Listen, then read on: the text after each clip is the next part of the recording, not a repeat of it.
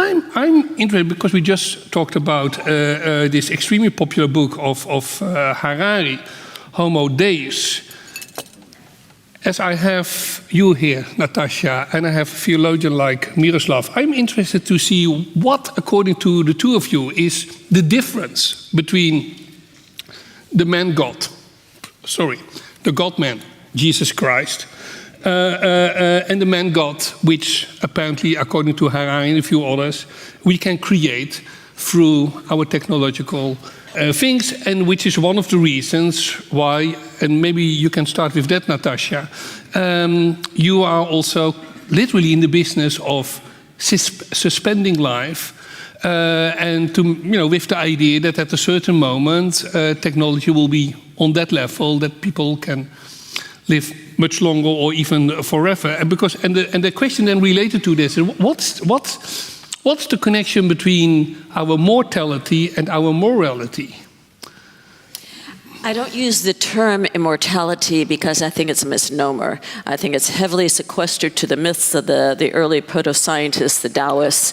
And it's also, think about Sartre, no exit, you can't get out. It's, you're stuck there forever. So I think of immortality is not only a pipe dream, but it's an impossibility. Our solar system has a lifespan, our sun has a lifespan. So alternatively, I think about a limited lifespan for a person to live as long as he or she desires or is capable. And if not, then cryonics is an alternative until later medicine can catch up with the disease. But looking at this post-human era, I don't think we're there yet. I think that has been subscribed to us by the academics in postmodernism. And I think they reached out for the post-humanist era because they had no sensibility within academics and in the mainstream about technology and the advances in artificial intelligence, artificial general intelligence, nanomedicine, nanotechnology, CRISPR, like with genetic engineering or gene therapy, et cetera, at all. So I think there was this leap. I think we're in the transhuman era, where the transhumanist era is about a human in transition to becoming something other. Now, what is that other? That could be an evolved human. It could be a human merging with artificial intelligence. It could be a human that, in my view, would become more humane. So that's how I look at it in that regard. So immortality, no. Limited lifespan, yes. Redefining death, we've been doing that for eons, determining when someone dies and then we find out, we could have cured that. We used to hold a mirror up to someone's nose, listen to their heart. We can, bring people back to life that 100, 200 years ago, even 50 years ago, were considered dead. So that transition to becoming a post-human, but not non-biological, not some avatar, some automata out there, but a human that's in the stage of post-biological, meaning not having a shelf life, not limited by our genetic makeup. Right. So, but if I understand this correctly, you and your husband, Max, in where you live, Scottsdale, Arizona, you have this car center where, in my lay language, you freeze bodies. Oh, okay. It's called Alcor Life Extension Foundation. My husband is CEO. I'm a member, but I don't run there. I'm an academic. I teach, etc. But I did do a scientific breakthrough there where I proved that 2 neurons in a simple animal withstand vitrification rather than freezing. Freezing is a misnomer. It's the wrong term. It's vitrification because you don't want crystallization of the cells, which will crack and so vitrification is the methodology that's used now in cryonics for suspension. My scientific research, the scientist part of me, proved that long-term memory does exist in simple animals after cryopreservation or vitrification. It's a growing business. People will opt for it. Doctors are more interested in it now than ever. We just suspended our beloved animal companion, who is like my son. He died of old age. But the thing about cryonics, it picks up where today's medicine leaves off. It's not some science fiction dream. It's based on evidence-based science. It works. We brought back C. elegans, and that is a fact. So it's not whirly-hurly science fiction. But just for my own imagination, there's it's a center. And the bodies there are no longer alive, but they're also not dead. Yeah, and that's another one of the problems with today's FDA and all the rules and regulations. You have to physically die before the suspension team, which is on standby, takes you for the surgery. Mm-hmm. But we've seen people who were pronounced dead come back to life with, beating of the heart, with using different medical equipment to bring them back. So that doesn't bother me so much. But the facility, Alcor, is a large facility, has several operating rooms. It has doers there. It has neuroscientists there. It has neurosurgeons there. It's a highly reputable company, and some of our leading thought leaders globally are signed up for cryonics because it is the best safety net for those who want to live a longer life. Yeah, and because then at a certain moment when the technology is there, they can get out of this, and then wonderful things happen.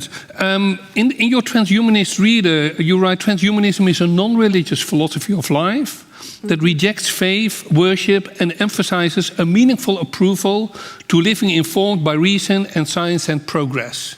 Mm-hmm.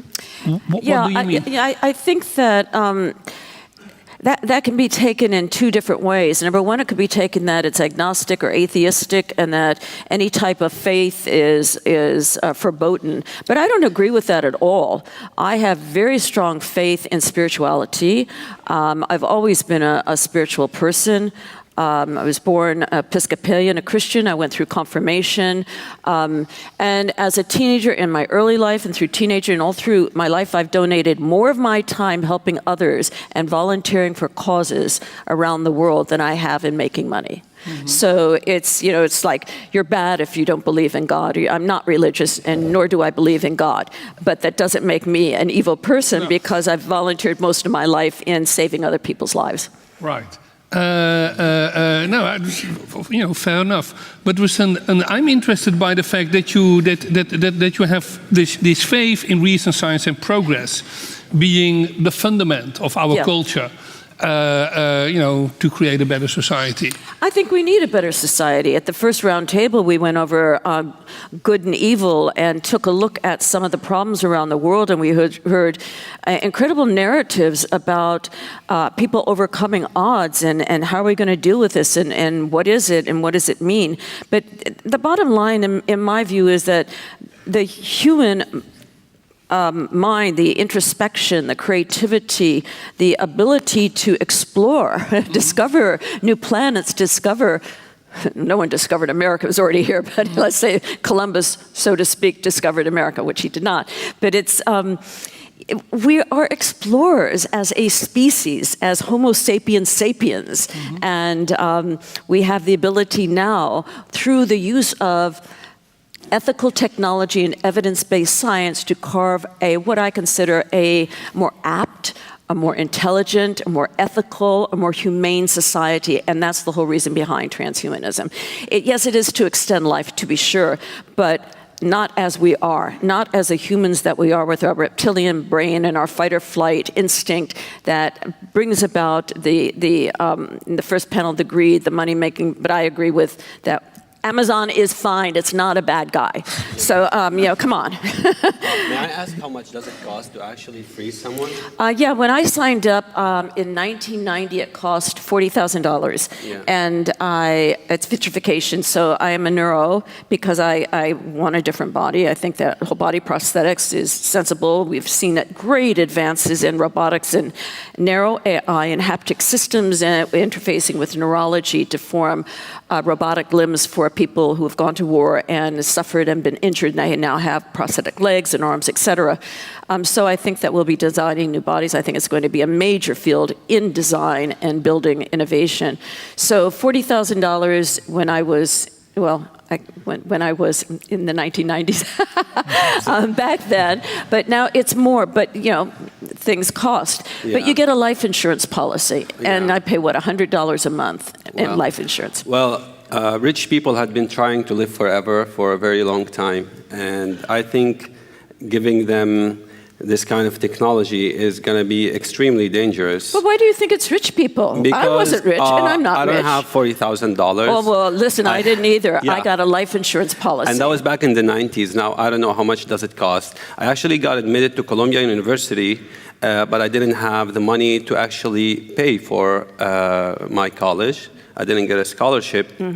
So I'm currently, or I used to actually, work in DHL. I just carry boxes. So when I look at how some people are, spending their money or the way they plan for their lives, everyone got a free choice, everything. It's their own hard-earned money. But I think there's a lot more important and very urgent problems that the world should look at. And the very first example should be starvation. When we think about solving the future problems and everything. Don't you think that transhumanism has considered that? I just got through saying I spent most of my life volunteering and helping others, including working for the Home for Incurables, feeding people on the street. So don't put words in my mouth, sir. No. I think it's important. I think it's important that we step back and consider what the larger problem is here.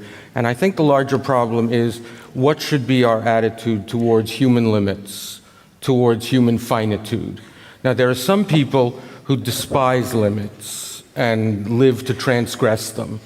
And there are other people who respect limits because they view them as not just an obstacle to certain aspirations, but as actually constitutive of the meaning of our lives. And I think that the most obvious case of a human limit without which human life would have no meaning, at least by my pre-transhumanist lights, is time. The idea of living forever seems like hell on earth to me.